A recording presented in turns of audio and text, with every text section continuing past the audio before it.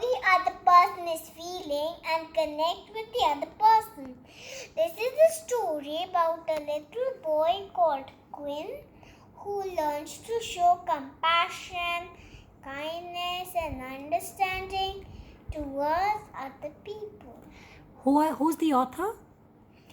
By Jane Sanders and Sofia Cardoso. Okay, thank you. Read it for us. Okay.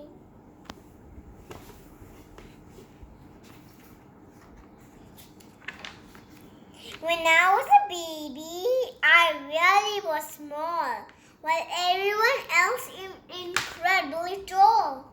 But as I grew older, I started to see that people are people just like me. Sometimes I'm happy, sometimes I'm sad, sometimes I'm worried, sometimes I'm mad. We all have feelings, you have them too. And sometimes I feel just exactly like you. When my mother was sick with a tummy bug, I knew she needed a big snuggly hug.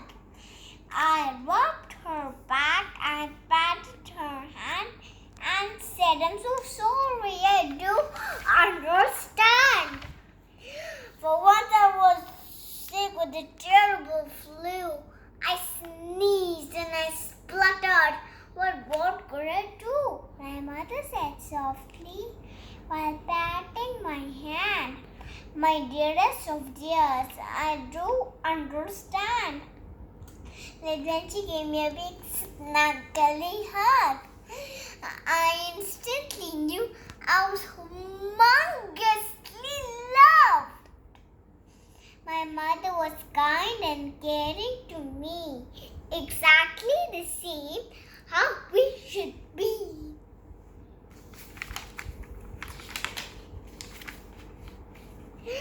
One day at the park, a girl switched over, knocked to the ground by a dog called Rover.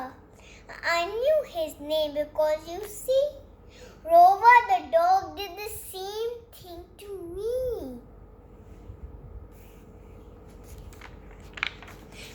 The poor little girl sat still on the ground, not a sob, not a whimper, not one little sound, and all of a sudden she started to cry.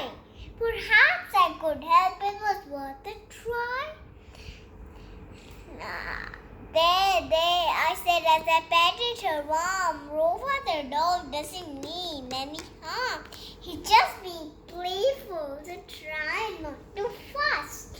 He just doesn't notice small people like us. Yesterday at the big green slide, I saw a child run away and hide. "Come back," said her dad. "Just give it a try. This slide is not so terribly high." So up she climbed to the very top. "Slide down," he said. "I'll help you stop." But there she sat and there she stayed, wanting to move but too afraid. Well, I knew how this girl was feeling, worried and scared. Her head was reeling, but when I was little, I sat on the top, terrified that I wouldn't stop. "You can do this," is what I said. "You're braver than you think. It's all in your head. The more and more brave things you do, the easier it becomes for you." "I'm really brave," the girl shouted down, and whoosh! Before we knew, she was on the ground. There's one more story I'd like to share about a bully who never played fair. He pushed the children over. He was mean and unkind. He made us feel sad, so deep down inside. But one day at school, I saw a strange thing. The bully was bullied and pushed off a swing. He was sad and he was crying as he walked away. Are you okay? His eyes were watery. His nose was red. He looked at me and these words he said. I was mean to the children. That just wasn't right. I know how they feel. I've had big fright. Kind and caring is how we should be. I know this because a bully bullied me.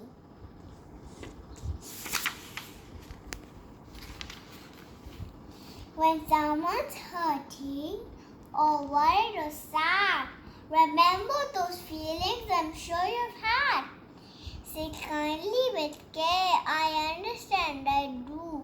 And sometimes I feel just exactly like you. Wow, thank you, Ahana. So, once again, what does this book teach us? This book teaches us just like how the other person is feeling and connect with the other person. Bye-bye.